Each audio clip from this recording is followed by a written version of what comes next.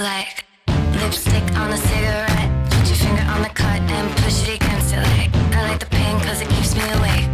Can't sleep, don't put on the brakes. Put some money on it, show me the stakes. Make me rattle like a rattlesnake like lipstick on a cigarette. Put your finger on the cut and push it against it like pretty hard, pretty games, pattern like a rattlesnake. Wild nights playing games in the dark, a rattlesnake.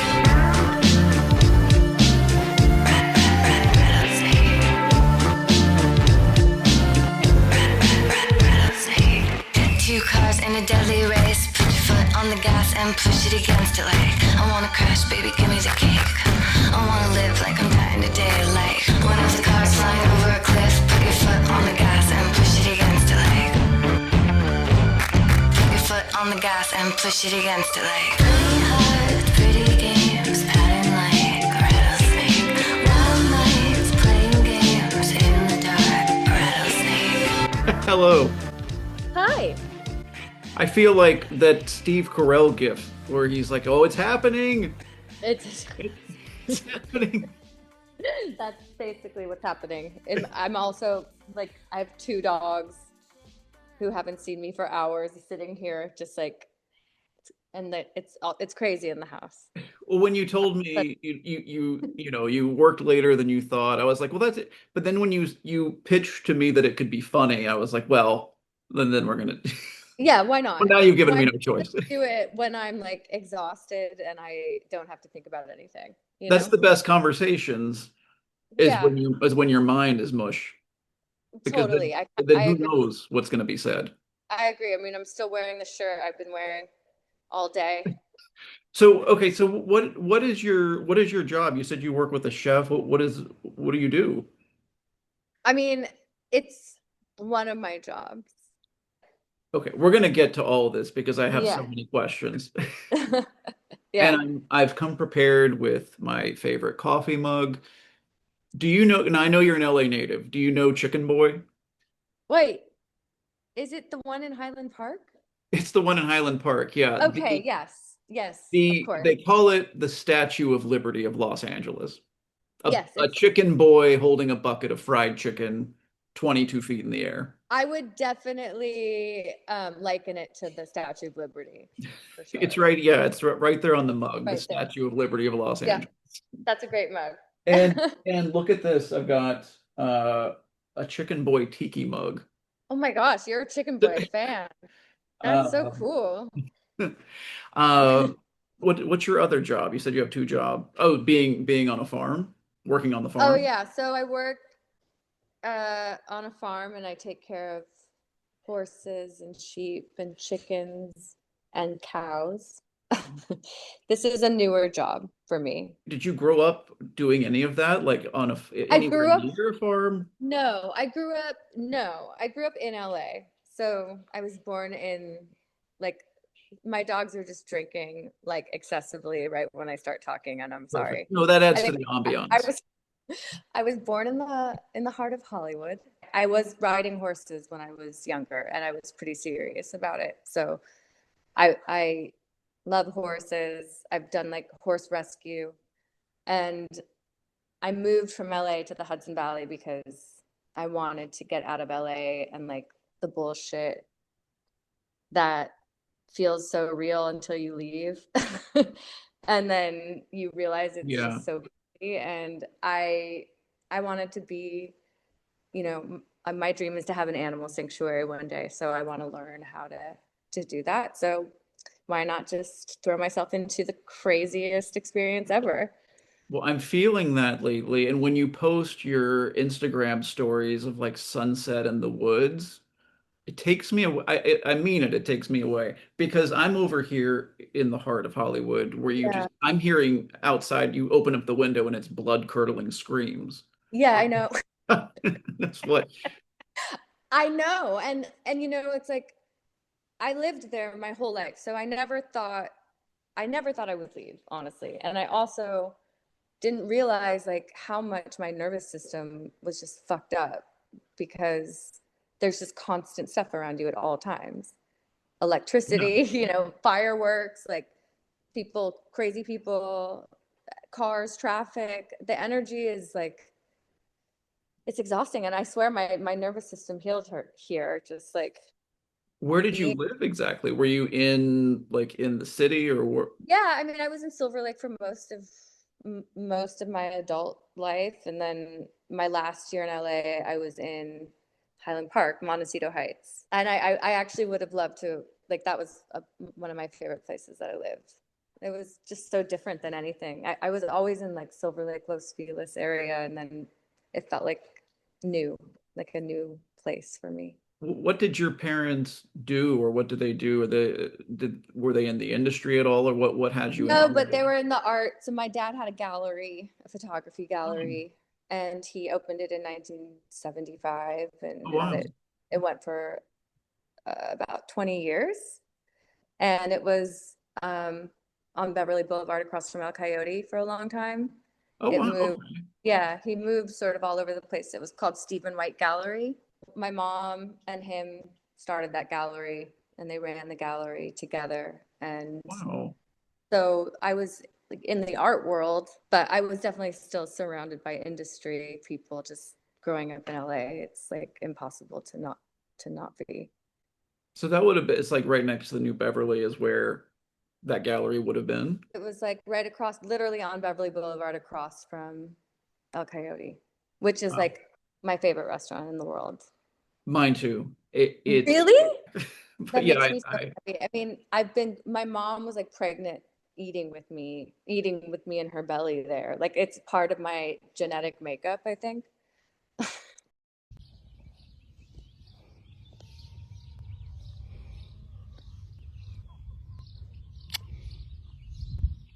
I know that you said you didn't do anything that's, farm related, but you said I rode with horses horses. You rode horses. competitively, and then How did you get into that?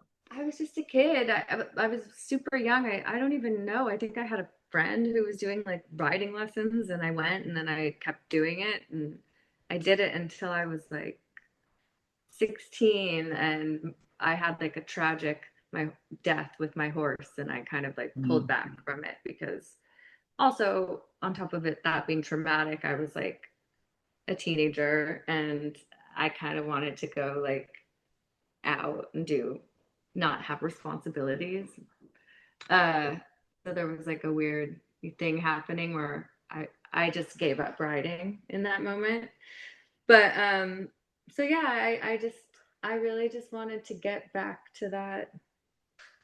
I'm not necessarily riding. I don't really want to ride anymore. Just being with animals, and it's what lights me up.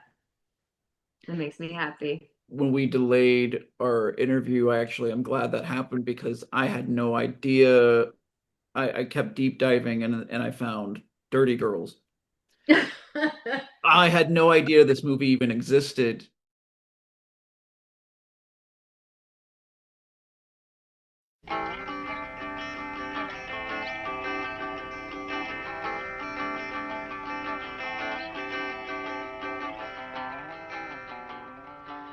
They don't shower. Yeah, they're trying to be rebels, dressing like guys, having dirty hair. Shoot, I want a dirty lifesaver. Go with my reputation. What? I don't like. It's not like you can't notice them. I mean, it's just unacceptable. They look like trash. They're wearing garbage. They wear this hideous makeup all over their face. They extend to the greatest limits of insanity and hideosity, and I just don't understand why that's something that they strive for. I went to camp, and the first day I was at camp, everyone said, I mean, I didn't even know these people, and the first day they were like, that's the girl who didn't take a shower since Kurt Cobain died. Is an example to me of dime store feminism. Dirty girls wear clothes that closely resemble the likes of a clown. That's the easiest thing to do, to rebel. Hope you all will see there just isn't a place here for me. Look around and feel like somebody must be fucking with me. I said I think it's brilliant. Seriously, and I can't keep keeping myself company.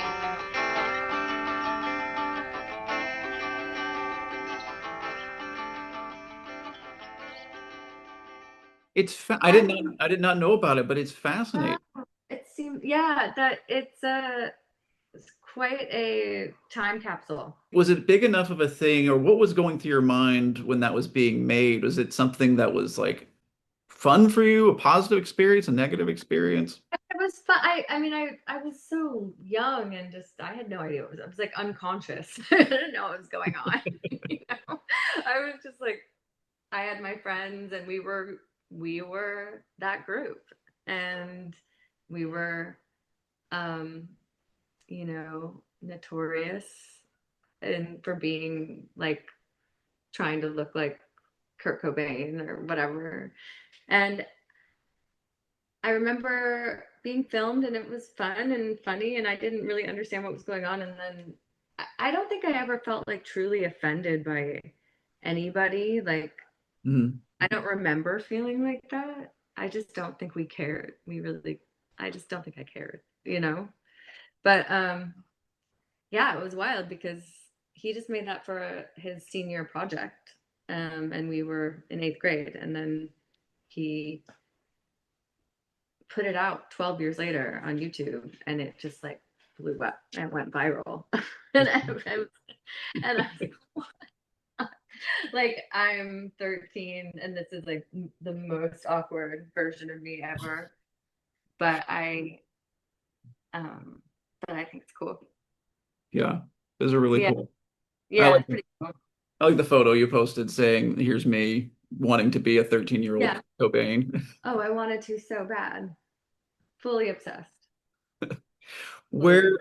Where did music come in when you were young? Was it something that you just did from like earliest memory, or what do you remember a moment that you decided I want to pick up an instrument and learn how to play? I was really into like musicals, and I remember I went to go see Cats with my parents, and I was like obsessed with the songs, and I was probably 3 or 4, and we had a piano, so I went home. I remember like trying to play it like I was singing and just playing whatever. I didn't know how to play the piano, but I think they just saw that I liked to sing, and then my parents gave me piano lessons, and which was great. And I did that for um 10 years, like classical piano lessons and all these things. Like, my parents were very supportive of sorry, my dog is here, like being dramatic. I just have to. What's your dog's name? Forrest. Oh, Forrest. Hi, Forrest. He's he's upset that I'm not paying attention to him. Um yeah, so I did that, but then I like also had an older sister who was like she was like older than me, and like they're 12 years older than me. And so she was already into music, and like she kind of introduced me to some stuff. And then there was like a series of things in my life. I can remember like finding David Bowie's Hunky Dory CD in my parents' house. And it wasn't theirs. It was like my sister's boyfriend like left it, and I was like, "What's this?" And then I like changed my life, And then like we had to take Latin at Crossroads, where I went to school in middle school, and my 7th grade Latin teacher was like selling a bunch of cassette tapes outside of the school. Like, I think there was some sort of whatever was that, I don't know. And I picked up like a Ramones tape, and I was like, "What is this?" And she's like, "Oh, you love it. Like, just, take it." So then there was little things that kind of led me on my journey to find my musical taste. But then I started my first band when I was 12, and it was called Jumbo Shrimp, and it was a big Jumbo deal. Shrimp. It was called Jumbo Shrimp. I didn't name it. And what part did you play in the band? Were you, I sang in the band, and it was with two boys in my class. where did And Jumbo Shrimp, where did the title come from? I don't know. It was their, they were like, they asked me to join the band. It was their band. And then I did it. And it probably lasted like 2 months. But that was my first taste of being in a band. And at 12, did you play shows? No, we didn't. But we practiced and we wrote songs, and then, Amazing. yeah. And then in ninth grade, I met Lauren Clark, who she did my band Rocket with me. I don't know if you've got back that far, but you Yeah. would probably be into it, I think. But they, yeah, so we met and she had handed me a flyer, like she wanted to start a band.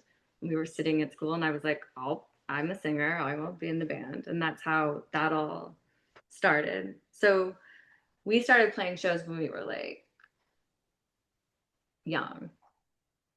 Your Probably. childhood is, I don't know if you've seen Almost Famous, but that's what came to mind of just like the older sister with like finding the records. Totally. I didn't think about that. Yeah, she definitely showed me, like I definitely was listening to cool music back then. So I was able to pick up on some stuff.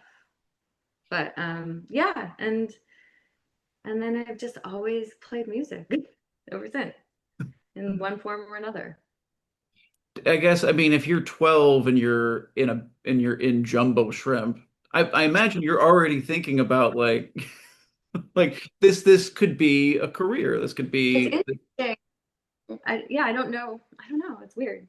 But I was always singing, like I was always performing, Mhm. like when I was little and singing like Oklahoma songs. Like was a cappella in front of like whoever would listen. So what was your favorite was it Cats or was that just the first one that you saw? I mean, Cats I don't think was I think like honestly Grease is my favorite. Oh, hell yeah. I also love Oklahoma. Oklahoma, great. Oklahoma rules. Oklahoma rules. Yeah, Did your parents introduce you to because that didn't come from I think no one was so. passing that around at school.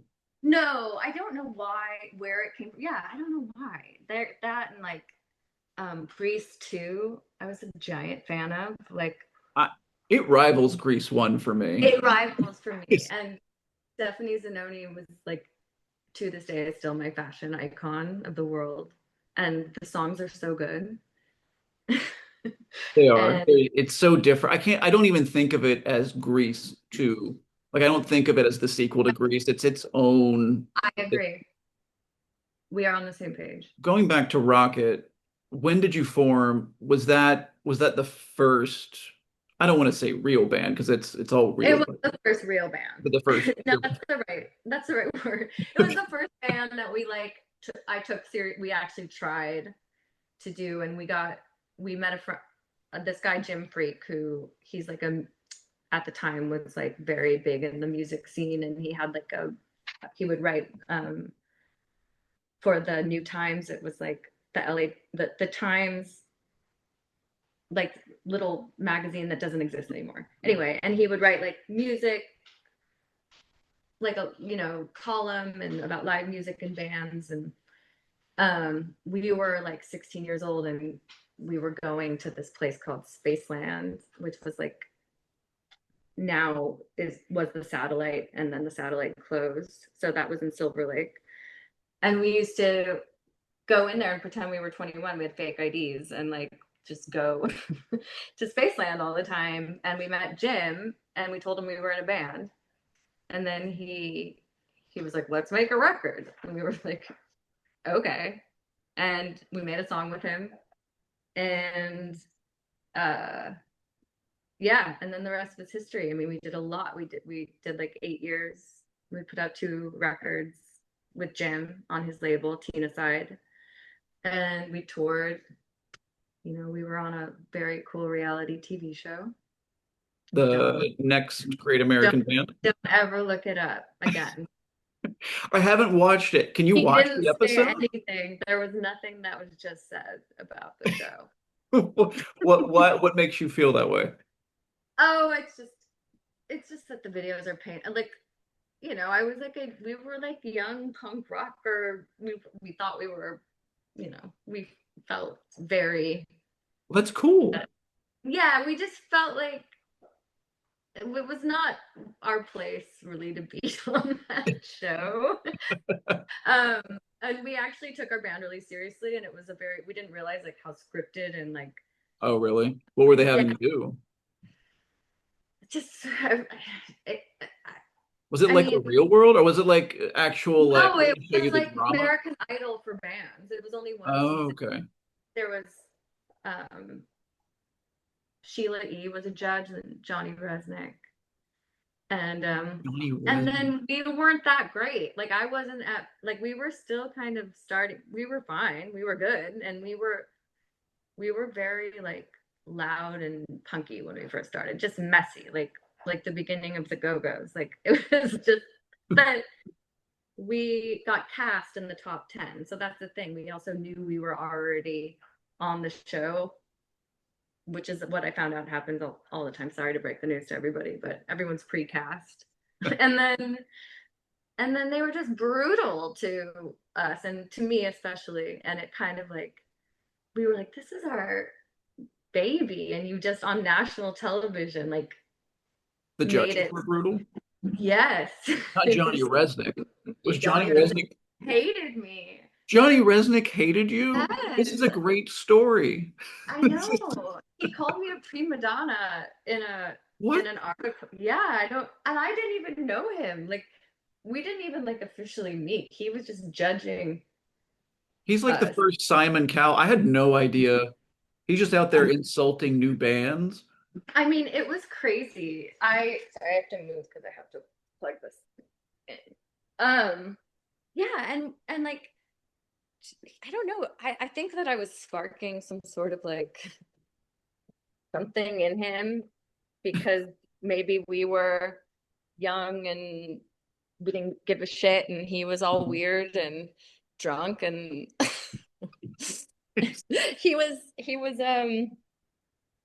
he was on tons of drugs, and he would fall off his chair, and like I don't know why he decided he hated me, but he did. And Was this the Treasure Planet era? When was I don't, it was you guys, it was 2008. Oh wow, okay. I don't know. He was really like, he literally fell off of his chair. And then wrote like some article in an interview saying I was a prima donna. Oh my God. And And I what was was like, I what? mean, We never even met formally. this is Sorry. this is gold. There's I so can't much gold. I believe I could had tell no. you so much gold. There's so many stories like as good as that, if not more, if not better. Bring them all. Oh my God. Uh, Okay. How about I'll tell you one that I know you'll like, okay, since we're talking about this stuff, because it's a great story. okay. So I used to go to this place called Hyde, which I'm sure you've heard about all the time when it first opened, and everyone, it was like every celebrity, and then like me and some girls in my band, and we were like these grungy, like crazy, and they would always just like let us, we were like part of this world. And I was in the bathroom one night, and I had on like a big green flannel and a aviator hat, like a leather aviator hat. And Courtney Love walked in, and she goes, "Whoa, you're the only you're the only indie rock chick in this whole place." Sorry, she really did. She really did that to me. I'm not making it up. And I was like, "Hi," because like that Did was your head also my. explode? Because I mean, I mean, that that is. was like, I was like, if she knew, like, she actually, Hole was like one of my first big concerts. Like, if she knew I was the gonna impact. ask if that was someone you were already a fan of, or okay, Oh so my God, I so was it was. obsessed. I was, I mean, yeah, her association with Kurt Cobain, it didn't bother me. I Yeah, yeah, loved of it. course. Okay. You know, like I thought she was amazing. And so of course, like, I was like, oh my God, this is crazy. So Wow. she comes in and she says that to me, and then I was like, yeah, cool. And then I was like, well, and then I like went in back into the bar. And then she came up to me And I was there with this friend of mine, this guy, and she was like, "Do you want to go to Paris Hilton's party with me?" And I was like, Did you talk okay. at all, or was this just the second thing she said? No, it She was just loved the aviator hat so much. well, the story you'll understand, I guess. Okay. It'll all make sense in the end. But so I was like, yeah, I was like, I'm with my friend, and he was like, a cool guy, and she was like, yeah, just come. So we like go out. There's a limo waiting in the front. We're going to Paris Hilton's house. I'm like so excited to see this. And then we all get in her limo. It's her and me and the guy, my friend, and then I don't know. I think there was like two other people that was in there. And we drive to Paris Hilton's house, which is like 5 minutes away, 10 minutes away. And we get out and we're like walking in and like, there's all these paparazzi and we like walk in and then the second we walk in, she just leaves. And we were like, and then we realized we were like, oh, you needed an entourage to walk in there with you. But who cares? Because it's you're It doesn't. suddenly Oh, in in the flashing bulbs of whole. the whole thing was just wild, and I love that story. And then That's we just incredible. partied at Paris Hilton's house for like What was hours. that like? It was crazy. I mean, there was like tequila everywhere. I remember there was like free pink tequila everywhere. And then there was, oh my God, all the animals are freaking out. Do you hear it? No. Well, why are they Okay, good. freaking out? Because I have been gone all day and they all want my attention. There's 3 in here. There's 3. Okay, wait. So before you Dogs and go, cats. what are all the animals that you have in your home? Who do you live with? I have 2 dogs and a cat. I have a big forest. He's over there Oh, chewing, which is a nice noise, I'm sure. And then Odin, who's my baby, and then I have Roseanne, who's my cat. Odin's my other dog. I love it. Anyway, I'm sorry about the sounds. I can't hear it, but just knowing that the animals are all around, They're all it chewing. adds to the whole thing. And I like that we're getting the whole tour of you have a beautiful home, by Oh, the thanks. way. And I love the big painting that was in the other. It just everything you have is just so like there's so much. It's rich with art. Oh, I commented on the photo you posted with is it in your home with the fish mirror? yeah, that's my fish mirror. I bought it on Facebook Marketplace. Oh my God, that is It's I I had drove an hour to buy it. Like I drove to worth Connecticut because worth it. I know. I was like, this is amazing. And I have to, and she met me, like she even like met me so it wouldn't be so long. Cause I was like, please, I need the mirror, save it for me. And the Facebook Marketplace out here is like the best because you can find stuff like that everywhere. I'm obsessed with it. How long has it been? When did you move out there? How long have you been there? Um, it's been about a year and a half.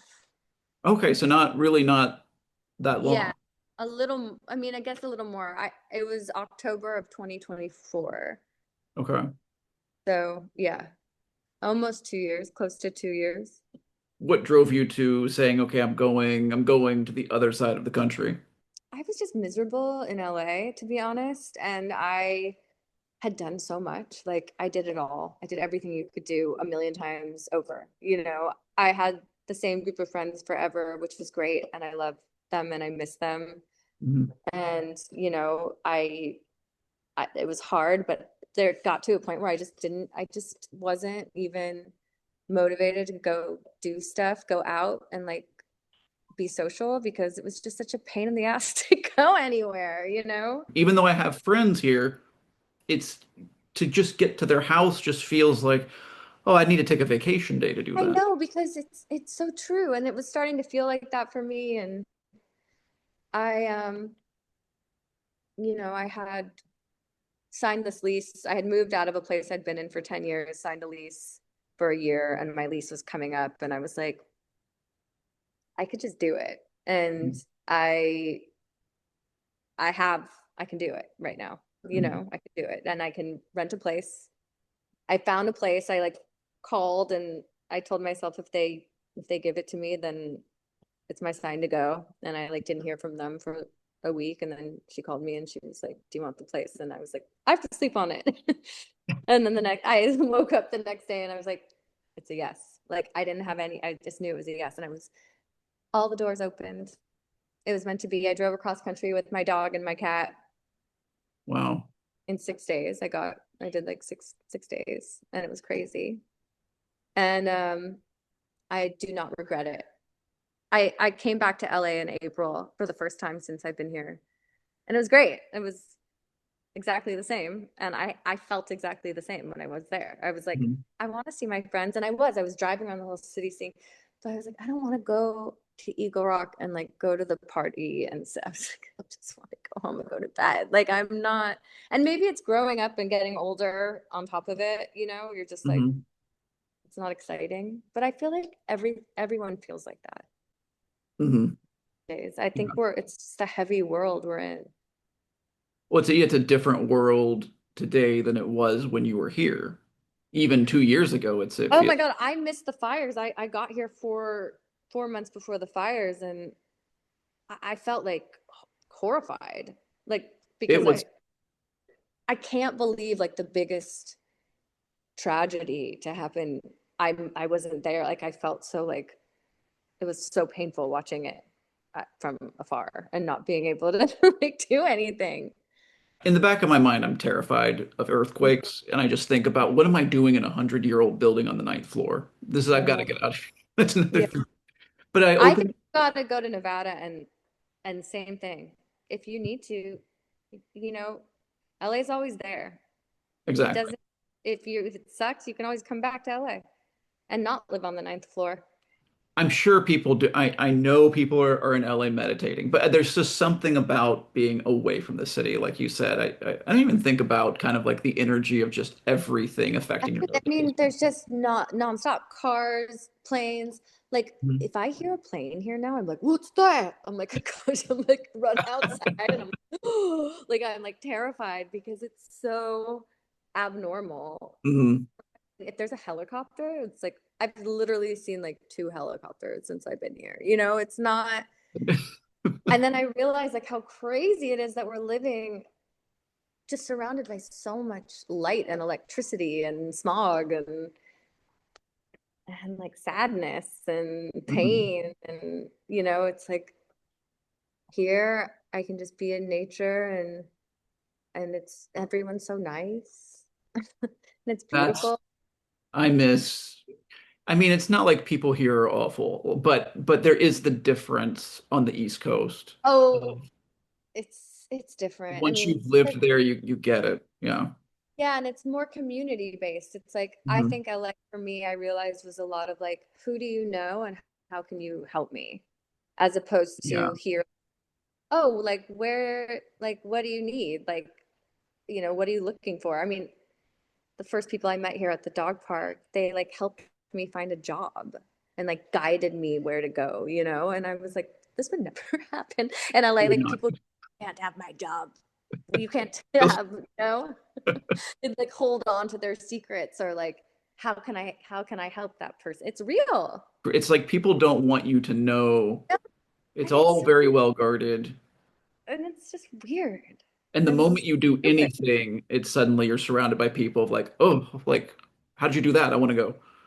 Yeah, and then like if you're doing anything like remotely successful, like all of a sudden people who like wouldn't talk to you are like, hey, I mean it's Yeah. happened multiple. I'm just like, why?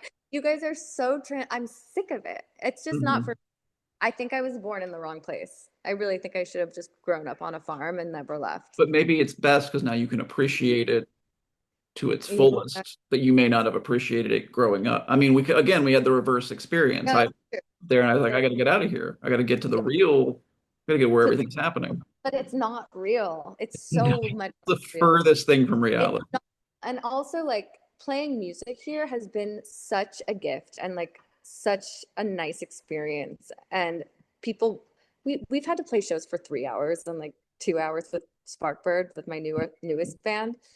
And people just like listen and they cry and they talk to us and like these places pay well and people want to see music, as opposed to like in LA, it got to a point where I felt like I was like begging to play a show, and like lucky if they gave me like a drink ticket. I was like, what is happening here? This is why do I, and what for what? For me to play at your shitty place that's not going to make a difference in my world at all, Mhm. like, and just make me feel depressed because like two people are there. It's not feasible as an artist Yeah. to have success in LA. I think you're more likely to find success in a different part of the country, and then that there's too many people and it trying to do the same thing, you know? Well, it seems like, and I don't know, I'm sure that it's a lot of things, but just observing just purely through art, it seems like you've had some sort of transformation from the album Oh, uh, yeah. from your EP to Sparkbird. Oh, There's yeah. something that feels like something like there's been a journey there. Yeah. I mean, yeah, I got into this world where I was like doing a lot of pop music and like trying to be a pop writer and getting like obsessed with the craft of like writing the perfect pop song or like weird pop songs. And Mhm. to the point where I just thought like that was what I did the best, you know, but it was never really my like heart music, you know, like I grew up with the musicals, but like also like classic rock and, you know, like the Beatles and the Rolling Stones and I always resonated with that the most. And I Chelsea, who's my bandmate, she played in Rocket with me for a few years. She was the drummer. I didn't realize that. And Yeah, later on. is the music of Rocket accessible anywhere that I could not Oh yeah, find? I'll send you a Spotify link. It's on Oh, Spotify. it's You on just have to Spotify. search. Okay. There's like a few Rockets around, and I think it's pretty buried because it's not that people don't, you know, it's just buried and old. But I'll Mhm. send it to you. Okay, I'll send yeah. Because I'd love to hear. And when did it go from Rocket to Lauren Rocket? Was that that was like what was the way later. Like, I mean, it was like 8 years after Rocket, but I had in the meantime been in other bands. So I was playing in a band called Night Terrors of 1927 and like with touring with, Rilo Kiley? oh yeah, Yeah, with Blake Bennett yeah, and yeah. Jared Gorbell, who I was friends with, who Jared brought me into the band, and then I had a really bad experience with that, and I thought Anything that you. I'm just curious what. it was, you know, I don't know. Bands are supposed to be fun, and when there's someone in the band that's like not fun and making it really difficult, it's just not fun, and it's Hmm. like heartbreaking because you're like, wait, we're so good, and like we have so like we had everything going for us, and got signed to a major label, and everything was like buzzing. It was like we could go really far, Mhm. but one person holding it back in a way that was like really psychotic. And so I had to leave, and I just didn't like, I realized it was just not healthy. And then I was like, maybe music isn't my thing anymore. Like maybe I need to like do something else. So I Did did. you I go took, through a period you didn't do? yeah, and I took a break Music? for like years, and then I was like, I thought I was done, and then I am never done. It's like, I don't think it is done. So yeah. Um, and then Lauren Rocket started in like 2018. And I just, yeah. And that only lasted like a couple of years because I signed a record deal right before the pandemic. And then the pandemic happened and all of it kind of fell apart. And I didn't have it in me to like try and do it again, you know, like I just felt like moving on. I, And then Chelsea and I wrote Chelsea, it was like 2021. And I had just done the last Lauren Rocket, the cover of Tattoo, and that was super fun. And I love like, that. I prefer your version actually. I can't tell you how many times I played it and the video. It's wonderful. thank you. It was so fun, and funny that you like that one, like because I did that song with Linus Dotson, who's the same person I did Beam Me Up Yeah, with. yeah. And And he's he's awesome. Nerf Herder. Yeah. Yeah. Yeah. And he has, I think we write a certain type of way together. So you, How did the two of you meet? through my sync agent at the time, he was also working with Linus. Hmm. So, and then Chelsea and I started writing, and we just started writing remotely. She lives in North Carolina, I was in LA, and we just wrote all these Wow. songs and started recording them. Did she have the And same I assume she lived here when you did Rocket, and then she yes, and then took off. she left like years before even the pandemic. I don't know when, 2018 or 19. Um, yeah, so we started writing these songs, and then I was like, the songs are really good. We should put them out. And then when I moved here, I convinced her to come play a show, and we booked some shows, and then we started playing, and then the rest is history. She met someone who turned out to be an amazing person and musician and vocalist, and we asked her to join the band. So now there's the three of us, and Oh, that's it's great. awesome. Yeah, I love your cover of Angel from Montgomery. thank you. That's just one of the best. That's a song. I'd love to know how many times in life I've listened to it because it does not It, get old. It does no, not get old. it's like a prayer. It feels And like you, a prayer it that's being, does. Yeah, it you know, does. like I think it's so beautiful. And even just the title itself is like, it's And there's just so, different version. I mean, even if they're just slightly different of versions that Bonnie Raitt does of it, each one feels like its own version of that song, which I saw she's going to be at the Pantages. I will go just to hear her sing that song and be in the room. But I that would want to be, see you posted a video. It's like a short clip of you doing it live. I would love to see.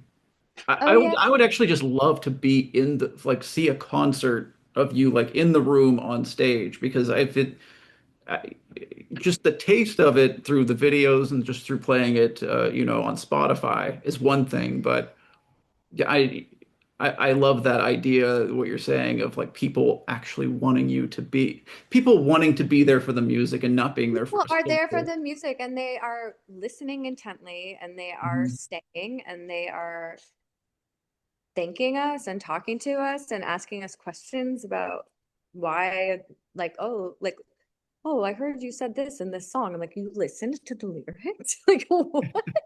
I don't know. It blows my mind. And they're like, it happens at every show, but people here are it's just not oversaturated, and musicianship here is like valued, and people want to see good music, and Mhm. it's so different. I've got to know the story when you started talking about alien encounters. I'm like, Oh what man. what is this story and why were you cut off from it was like, okay, well, let's move on. I was like, oh, In no, my no, give Was it in the interview with the woman interviewing me. me? Yeah. Yeah, it was weird. It was like there was technical difficult. I don't know what was happening, Oh, yeah. And but it was like, yeah, there was technical. Yeah. well, yeah, maybe she cut me off. I haven't watched that interview for so long, but um, yeah, I see things in the sky since 2013. That was the first time I saw something, and it was in LA over Lake Hollywood, and I was with friends, and it was very real. It was just like orbs in a formation, and How far were you from what you saw? not far. We had just left at a friend's house and had gone around the corner, and it was like pretty pitch black outside. Mhm. And I had already seen something at their house, and you could see the Hollywood sign right from her backyard. So I was like looking at the Hollywood sign, and I saw this like weird thing float up, but I thought it was like a car. Something must have been like driving on the hill or something, and then at the top of the mountain, it just kept floating up. So I was like, How what is this? iconic. Of all places for you to spot something It was the above. first time I know. And there was like six people. We all saw that thing. We were like, whoa, that was an alien, and like kind of joking about it. Mhm. And we left and drove around the corner, and I looked up a dead end road, and there was like five hovering at the top of the road. And they were like, I don't know how to explain the height because it's hard to know. I don't Right. know. They weren't too far. They were clearly there, but it was like maybe helicopter level-ish. And they were just hovering, and then they kept changing positions, and we sat there and we watched it until they each like zoomed out of the picture. So What was the conversation? Was this the first time? I mean, did your yes. any of your friends be like, "Oh, that's Well, no, one friend had sort of seen something similar, and then my other friend and I got like became obsessed, and we were both because she hadn't seen it, and we were like we're going back there all the time to try and find it. But it was like they were just ball orbs of light that looked like fireballs, like moving really, really fast, like almost had a tail. Like what the hell?" I don't know. And then it was like clear. I think they were like balls of consciousness. That's what it felt like. They were conscious and they were like clear. We were aware of each other. It didn't feel, it felt like they were like putting on a show for us. And then, you know, after that, I did a bunch of research and people had seen that same thing on New Year's Eve, like all over the world and in different time zones, like in that same formations, like change. And I was like, okay, this is something weird. And I don't know, just like, opened my consciousness, and I've seen like hundred, like over 100 things probably over the past, oh my God, oh my God, it's so long, 12, 13 years of seeing them. So what do you think? So in what, because I'm sure you've gone down the rabbit hole with this stuff, but have you come across anything saying like, oh, once you experience that, Yeah, then you're aware of yeah. it? I did actually, because I kind of had that feeling. I was like, because I would go walk my dogs at night in LA, and I would always look at the sky because I was just obsessed with, because they're all over LA, and I would see them all the time. So there was most often I'd be walking my dogs, and then I'd have an urge to turn around, and there'd be one. I'm And going straight to Bronson Canyon after this. Just then look I'm at okay. Where are you? I mean, look, there's a lot of things that look like planes, and Yeah. it's hard, but you know when you know. And I I felt like I was like I must have a consent. I must be able to sense it because it happened so many times where I would turn around and there would be something weird. And I've seen other weird things other than just orbs. I've seen like multiple different types of weird things. Please tell me what's the next story? I've seen so many, like I don't even know. Like I've seen orbs where they'll like fly over, you know, wherever, like go over me, and they don't fly like planes. They like kind of zigzag and go up, and then they'll get really bright and they'll get really dim. Have they And I saw, consistently been the same? Are you seeing the same thing that you saw the first time, or is it different? You're well, seeing this different. one, like I've seen two times, one of them just like morph in front of my eyes into like an oval from like an orb, almost like a star. It looks kind of like a star. And then all of a sudden it will just turn into like an oval. Do you And ever it, reach for your phone and be like, I've got to, no, I don't. I mean, I have. There was one thing I had filmed. I have a couple things filmed that were, but like in those moments, I'm just like, you know, when I would see them, I just watch them, and I'd literally just like stand in the middle of the street and like pause and like just see, because I knew it was something. And I've seen them morph, like those also lights morph into like things of smoke. Like one turned into like it was almost like a magic carpet type. Like it went from a light to like a thing, and then it burst down towards downtown, like at full speed. I feel high listening to these stories because it's like, I can't believe these are things that you've seen. Oh, there's so much. I mean, I could, and I don't know what they are.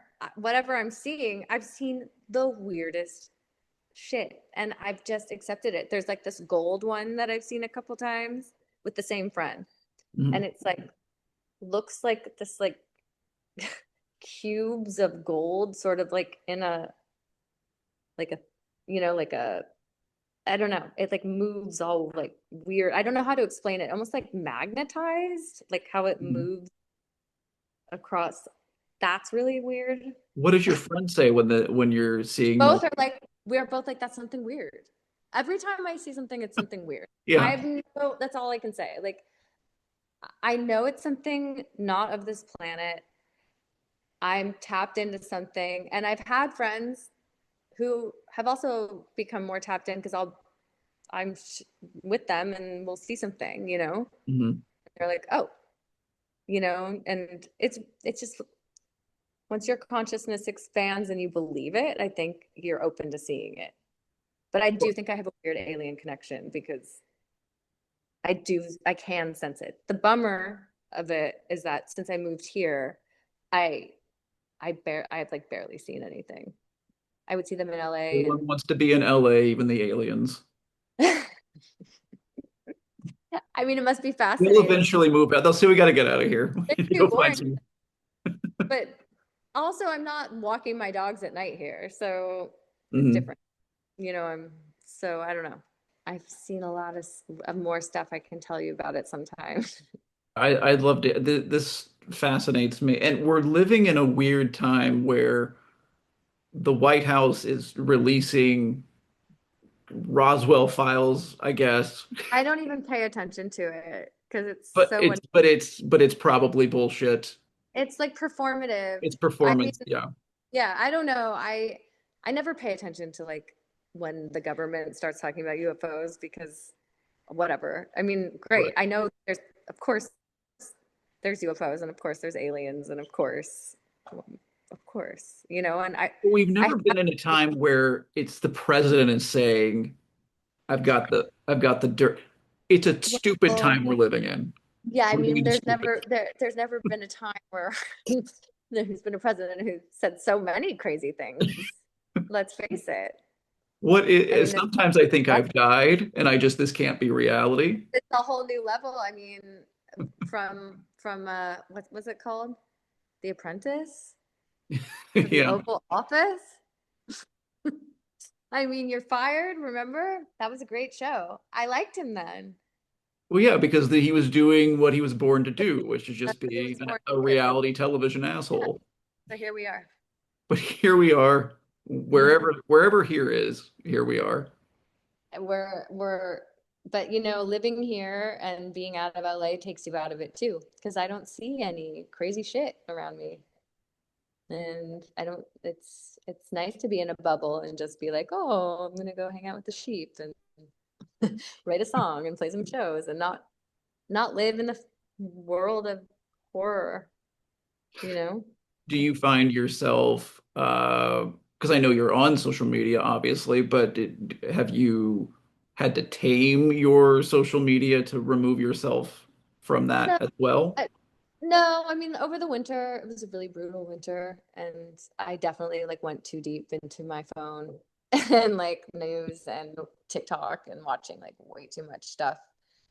Um, and I now I feel better because I can actually go outside and take walks and be a human being, but it got a little dark over the winter.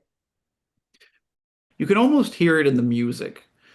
When you're talking Uh, about perfecting a pop song, okay, yeah. first of all, you did that multiple times, all on one EP. Like Oh, you thank did, like there are songs on Diamond Nights, the Chelsea video and for I both. that too. Like Mhm. it's such it is. I know it's not. It sounds like to me it's timeless because I know it's not new, but when I hear it, it's new to me and it sounds as fresh as anything that I've heard at any point in time. So, but the music now that you Sparkbird reminds me of music that I used to listen to that I haven't listened to in a long time. And there's Great. an openness to it. It's almost like you can highways. It's like it's like it helps you breathe, that song. That's so cool. That's awesome. Thank you. Yeah, I mean, I just wanted to do music. I was like, I'm done trying to put myself in a box and trying to be a pop writer and try Mhm. to be like, I'm a pop writer, you know, like I just, I don't, it's time, it was time to move on. And I wanted to try and write some other types of songs, you know, Well, it and doesn't come across that music does not come across like you were trying to do anything. It sounds wholly unique. great. That's awesome. Yeah, I mean, I want it to sound unique, and but it's also very inspired by, you know, my oh my God, where's the other one? Oh, hello. Oh, they're adorable. Oh, look at him bouncing around. He's Oh, my very, they've heart. been cooped up all day. It's okay. I know they're really cute, but yeah. So, I'm gonna put them outside. Hold on. Okay. You can hear it. Hold on.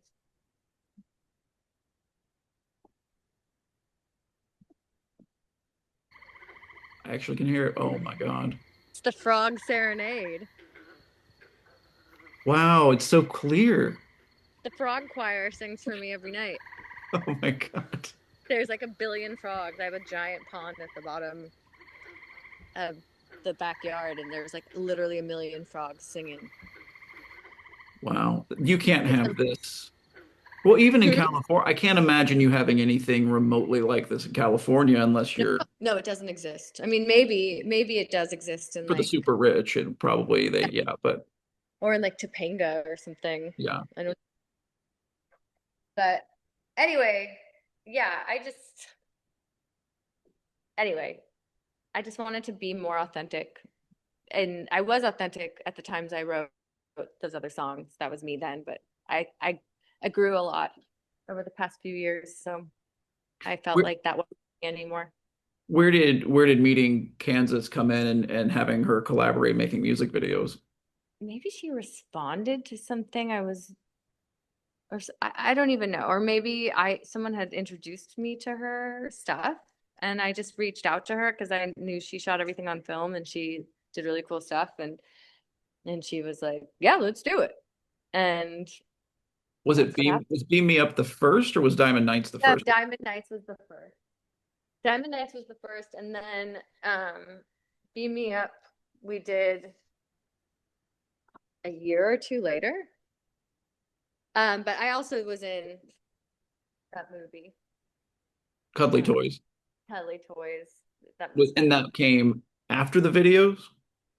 I think it I was know she was actually making it for like 5 years. the two, I think that I did that. But that was fun. And we just had a similar, you know, sensibility, and I love her, and we worked really well together, and I was just like, I'll let you. I usually don't let people control the vision. Mhm. I was like, I just gave her at full control of the vision because I trusted her so much. Oh my God, Did you tell sorry. her what was it? Whose idea? I have a feeling it was It, probably hers for the clown motel. But was yeah, that kind of like a? They were both of those videos are so yeah, vague. It feels very Vegas alien. yeah. I mean, it was sort of what we did have a plan to go to the clown motel, and she wanted to do it in Vegas, and I was like, that sounds fun, and drive through Death Valley. And then she showed me all these, um, you know, places that she had in mind, and I was like, okay. And I had a car, like a big car that I could get like 7 people in, and we went. And I had the idea, I wanted 2 other girls. I wanted it to be like a weird old movie feeling, you know, with characters.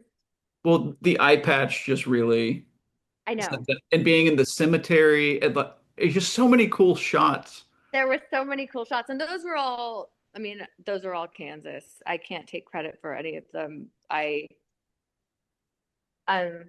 just love, yeah, the vibe worked. But But it's the she perfect did, marriage with the music. yeah, I can't separate them in my mind at this point. yeah, it's so good. Cloaked in lights in the gutter, watching stars, Venus, Saturn, Jupiter, Mars.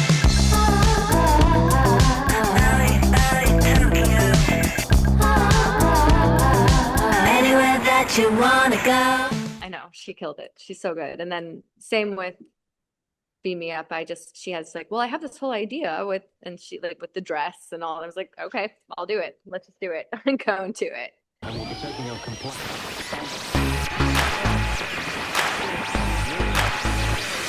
It was a good trip, but I gotta get back up to the land of iguana. I don't know what it is about Beam Me Up. It's your presence in it, the film, being it shot, that shot on film, just the effects of like the beams coming out of your eyes. Like, there's so many like things in that like it's addicting. It's actually an addicting video. I can't tell you how That's so many times cool. I've watched it, but it's so much fun.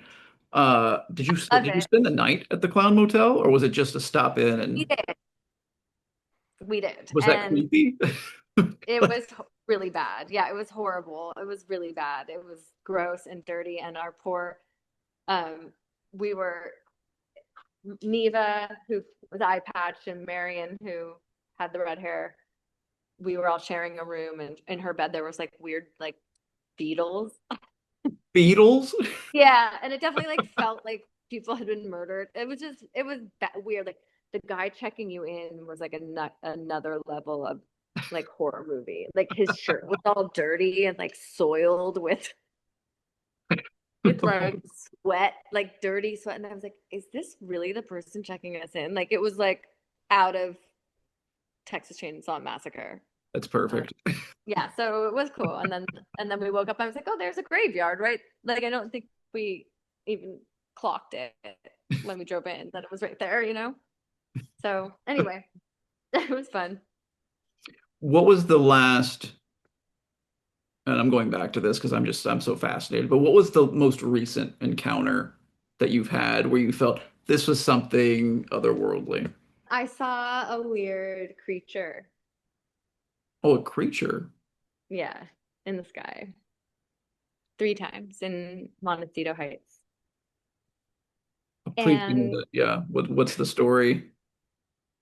the first time I saw it, I got on the 110 freeway, and to the left there was like these high sort of hills right there where I lived in Montecito Heights. And I was Thanksgiving and I was going to my parents' house, so I like got on the freeway and I looked over, and at the top of this like cliff of a hill, there was like this weird thing moving, like floating, like it looked like an oil slick in the sky, but it was like changing shape really fast. And I also had like a very brief moment to see it because I had just gotten on the freeway and I was like trying to drive, and I was looking and I was like, am I out of my mind or is that something weird again? You know? And it was like making these weird shapes. And then I looked again and I could see like, I can't believe I'm telling this to the whole world. Like coming down from it, there was like these like long tentacles that were like almost transparent, like a very, very light, transparent pink. And they had these little like flashing lights in them. And I saw this all like in this second. And then I just kept driving because I wanted to turn around, but I had a feeling if I turned around, it would be gone. And like the next exit was so I was like, you know what? And I called my best friend and I was like, I have to talk about what I just saw, who I always call when something happens. Hmm. And they were like, okay, like, and I was like, I swear, I don't know, maybe I'm like crazy, but saw this. I think I saw this thing, or maybe I'm just finally like losing my mind. It's one or the other, you know. Well, I've And never. then, Oh, go ahead. but then I saw it 2 more times, and Same I saw creature. it from afar, Yeah. but I think it was the same thing. And I have a video of it. Actually, there's a video of it on my TikTok. You can see it. But so if you want to go, it's Lauren Rocket on TikTok. Oh my, yes, I will. Yeah, I pinned it to the top because it's insane. But it's like this, What it's do almost people say about it? Or do people say like, oh my God, I've yeah, seen, or is it, TikTok's funny. It's like there's people who believe it. There's always someone who's like, it's a kite, da, da, da. But it's a kite? people like to say, this was a thing swimming in the sky. It had like a tail. It was almost what it looked like, a sky like jellyfish, and it was like swimming like in a bowl. It looked like it was swimming in a bowl over, like kept doing this, and then it like jumps down and it swims through the clouds and the wires. I have minutes and minutes of video of it, and if you see it, I'm very excited to I have watch this. well, I know what the fuck it is. I'm not claiming to, but I think it's a sky jellyfish from like a different dimension that somehow has crossed over accidentally into our realm or something. Because I'm not the only one who's seen it. I've actually seen other people on TikTok who have seen the same thing. So it made me, I was like, this is something, or maybe it's just always been in our atmosphere and we just weren't conscious of it till now. And Mhm. I don't know, you know, it's some creature that it's like a jellyfish, a black jellyfish. Well, and if it's something that you can capture on film, if it's something that everyone can Yes, it's see, a film is tangible in that sense. but I'm sure 100%. there's going to be the people who say someone made this, it's AI, it's a kite. Yeah, and that's fine. I know Yeah, what it was. It but was you were it, there. and I have there. So that was the last thing I saw before I left LA, and my friend who was my neighbor who had never seen anything saw it as well because I started telling her about it. I was like, "There's a thing in Montecito Heights. There's like a creature." You And need he to was like, make me a map of all these places that I need to go "Yeah, treasure hunting. yeah." Just look at the sky. That's all I can say. And if you see something that seems weird, it probably is. Like, don't question it. And look in the daytime. There's things in the day and at night. And if you really look closely, you will see something. Hmm. You just have to keep your eyes on the sky and be open to seeing something that's like not usual. Like there's like these little black orbs that like fly in the day through the sky. Everyone on this planet, the smartest people on this planet say the universe is infinite. We don't know what's out there. We don't know how deep it goes. It just goes on and on. So to think that we're the only ones here is insane. Of course. I mean, it's insane to think that we don't know. We can't even go far enough to see what's out there. So why Of would course. we? It's kind of a strange thing to just say like, well, then that must be it because that's all God made or whatever people say. And it's just like, no, like No. we don't know what's out there. No, we don't know anything. Yeah. You know, we don't know anything. And it's all theoretical, everything we've created on this, or thought of pretty much on this planet. And who knows? I don't know. I highly believe there's so much more out there, and it's endless. Do you think that, we're this is I'm going to a crazy place, but You're it's not. like okay. But do you You're think asking the right person. I had that feeling. But do you think that we are spirits occupying a vessel? Do you think that this is just us, and then when we expire, that's it? What do you think is happening I think beyond what we can just physically see? I think Earth is a school, and we are souls living in bodies. And I think that we reincarnate over and over and over again. And you've got to learn the lessons and you got to live right. And I think, it's the little things in life that make the difference in the grand scheme of all of this. I think it's like being kind and being selfless and being loving to everybody and non-judgmental, which is really hard for a lot of people. And it's really hard to do that, with people like that are horrible. But I believe that when we die, we go back to the place we came from, which is apparently amazing and beautiful and you know, and that's probably more real than it is here. And I think here it feels really hard because it is and it's supposed to be, but we only grow through pain and struggle. And I can see that in my own life, and I can see soul contracts and karmic things playing out in patterns. And I think it's real. When And I you believe get there's, of course, life has peaks and valleys. When you're at your lowest, what do you do to climb back out? I take antidepressants. That's a good answer.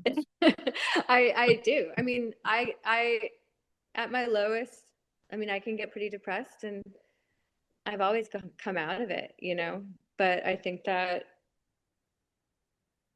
the only, I don't know, I think it's it's not easy for everyone, I guess, to come out of it. And I've always had a lot of support and a lot of friends, so I'm grateful for I that. think that's one of the biggest secrets It's really like community. very lucky because I have depressive tendencies, so it's like that makes it easier when you have people who you can really trust or rely on. But Mhm.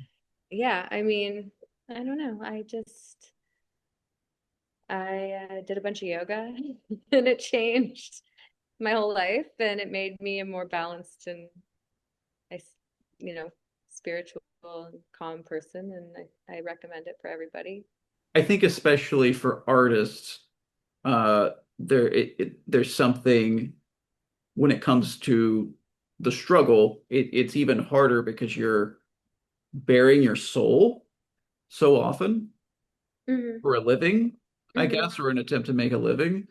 Um, do you find how do you approach that being a musician today where I feel like the music industry is it's there's so much stuff out there. It couldn't possibly be uh I know it's not easy, but it's nothing like it used to be, where today it's Yeah, it's not. And it's not. And I had to get to a point where like I'm not doing the music to try and, be famous. Like in my 20s, my goal was this band is going to be the biggest band in the world and we're going to like dominate, which is fine. At that point, I really was like hungry for it. And now I had, especially with the way like what's happened with music and how there's so much nonsense to go through and there's so much stuff out there that's accessible and I don't think people even understand what good music is anymore because there's so much fucking bad music out there where you're like, oh, I love this song. They like don't even know. And I just had to like let that all go and just make music because it makes me happy and do make like songs that I love. And hmm, that's enough for me. And if something happens, great, of course. Like every artist or musician wants to be seen for their, if you're working for years and years and years, and but at the same time, like, even if it was just like you telling me how much this one song like impacted you, that's all I need. I don't need a billion people telling me that. Like, just one person makes me so happy because, that's enough. it And wasn't just one song. I mean, all of Skygirl, Sparkbyrd, I think it's a good reminder too that yes, there's a lot of stuff out there, but it lives for once you put it out there, it's out there forever. Um, yeah, so coming to it years later, I'm years late yeah, to all of your yeah, work, but finding it, it's a joy, and I think that's you know it'll catch up to you. But I feel it seems like in this, just the way people listen to music now is just so much different. I mean, we're probably about the same age, but when I was a kid, I'd go home, you put the CD in your Discman, and you had that one album, and you just sat in your room, sat on your bed, and went through that yeah. album, put a vinyl. I mean, the records I know front to back just from driving around listening to CDs in my Mhm, car, front to back, every single word, no mhm. one does it anymore. Yeah. Well, some do, but Some they're people like do, but enough. generally it's, oh, well, I don't listen to the album. Now, like with pop music, it was like, I have to write the song in 2 minutes. I wanted it to be 2 minutes. I was like making them as short as possible because I was like, no one has an attention span. You Mhm. got to pack it all in if you want to keep their attention. Otherwise, you fall to the bottom. And it's like this Yeah. fear of like, I just don't give a shit anymore. Like now I'm just like, well, okay, if whatever's meant to happen will happen. I have no control over it. And I also believe that in life, like it goes hand in hand with my beliefs on why we're here. I think we've sort of already mapped it all out, what's going to happen. So I don't think if things don't happen, it's because you're bad or not deserving. I think there's a reason it didn't happen, and maybe it's for the best. Yeah. What are your, do you have like a top four? If you had to like narrow down top four favorite albums? Um, And if not a top four, what are four albums that you think whatever, before you die, you must listen to this album as a whole. Um, Lou Reed, Transformer. David Bowie, Hunky Dory. Blondie, Parallel Lines. Yes. And I don't even know where to go now. It's so yeah, it's too much pressure to A define lot your taste of with pressure. 4 albums, but I mean, the Beatles, all of it. And how do you then pick one? you can't, I mean, all the Beatles. But if you okay, but if you had to pick Okay, a but if you had to okay. pick a Beatles album, because now you've got me thinking, like, what is the beat? It's not the best. You can't say the best. I never say the best anything, I but know. what's the Maybe Beatles album that you just which the one? White Album. White The Album? White, For me, I yeah. think it's Abbey Road for me. Abbey Road's great. Totally. But the That's White so Album's insane. true. I mean, they're all insane. Yeah, they're all insane. Like Fleetwood Mac, Tuss, and Rumors are both insane records front to back. I don't know if you watched that reunion concert, but Stevie Nicks singing at Lindsey Buckingham, Silver Springs is one Oh, of the greatest musical moments. yeah. That is the Yeah. most deeply, you can't get any more deeply personal Oh, moment. it's so good. And especially if you know the story. It's Yeah, so, exactly. There's yeah. The, mm, lo- yeah. that The, look that it's so at the good. end when she's just like it's violent. It's almost violent with the way she's singing at him. It's so good. That's one of my favorite musical moments Oh, it's in so good. concert history. Yeah. I also think The Go-Go's Beauty and the Beat is a genius record front to back. I've not listened to that album, so no. You created my playlist for the evening. I'm gonna go through We all of got, these. you remember We Got the Beat. Yeah, of course. That whole record, This Town, is such a brilliant song. It's called This Town. Okay, I'm gonna Any, listen. any record by T-Rex, Tanks Oh is yeah. really good. Yeah, Mark Bolan's like, I love Mark Bolan. And then, Nirvana, if I had to pick a favorite Nirvana record, it would actually, it's hard too, but I think like I always loved Incesticide the most. I couldn't even, I haven't listened to that in so long Yeah. that, and I think the only one that I really seriously listened to was Nevermind. So now you got me wanting, I'll go back and listen to that too. It's more poppy and like kind of fun and like it's Interesting. not as, yeah. Yeah, it's really good. I mean, punky poppy, but yeah, there's so many records. I don't even know where to start. Do you watch a lot of movies? Yeah, I do. I love What movies. would be, what are 4 movies you love? No Um, pressure to make these the top, just 4 Bonnie movies. and Clyde. Oh, hell yeah. Bonnie and Clyde. Well, that So movie good. changed everything. Yeah, I don't know. Pulp Fiction. Yes. So good. Hmm. Um, uh, Apocalypse Now. Yes. So good. Smell of And napalm in the morning. Step Brothers. Oh, perfect. A perfect way to round it out. Yeah. Genius, like one of the most genius movies of all time, actually, I think. And then Gone with the Wind. What a collection. Yeah, that would be What a the film festival you just watch all curated. of those for the rest of eternity and be fine. Yeah. Okay, I've got 2 more questions because Okay. we'll go on for hours longer if you let me. So I'm not I know I'm gonna put you right to sleep. Give me the questions too, Huh? because I'm also fading. I feel myself fading Okay, into so into the abyss. we'll send everyone into the abyss with these last 2. Okay. Uh, what was I gonna ask? Oh Oh, no. okay, so if you could have a conversation with anyone, living or dead, you have the magic, the genie shows up and said, "Who do you want to have?" You can sit down and have a conversation with any one of your choosing. Doesn't have to be a musician, doesn't have to be an artist, but it's just anyone living or In the dead world of all time. of all time in All history. world. Who do you go with? Pythagoras. Okay, and He's this is cool as wait, what, fuck. okay, yeah, tell me why. Well, he was vegan. He had a whole belief system in reincarnation. I don't know if you know about this. It's fascinating. And a whole group of followers, and they all were vegan and believed in reincarnation and were very spiritual. And he wasn't like a mathematician until his later years because it was like channeled to him. And the stuff that came to him through him was crazy.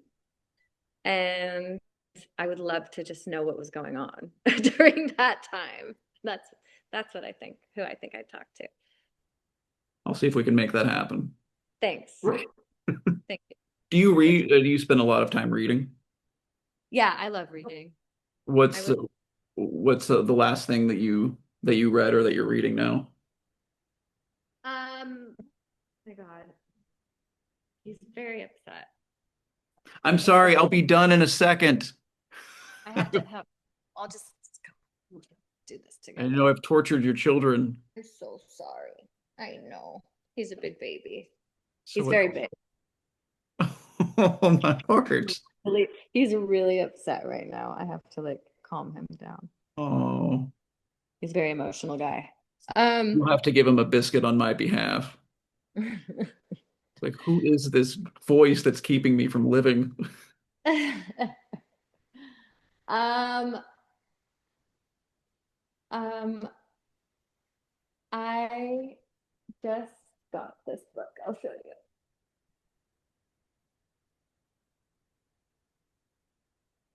I just started it.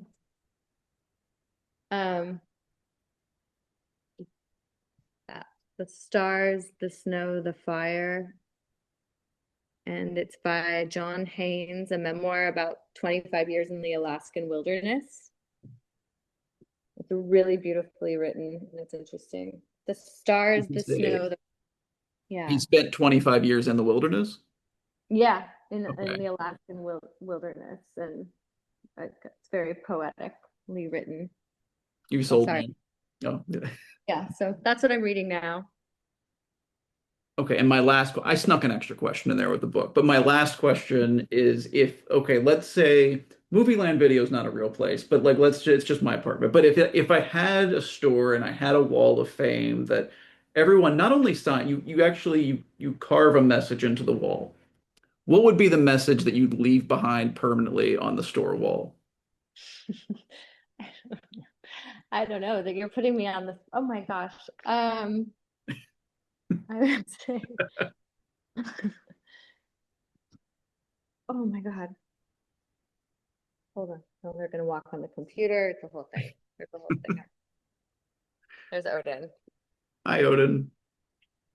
I would say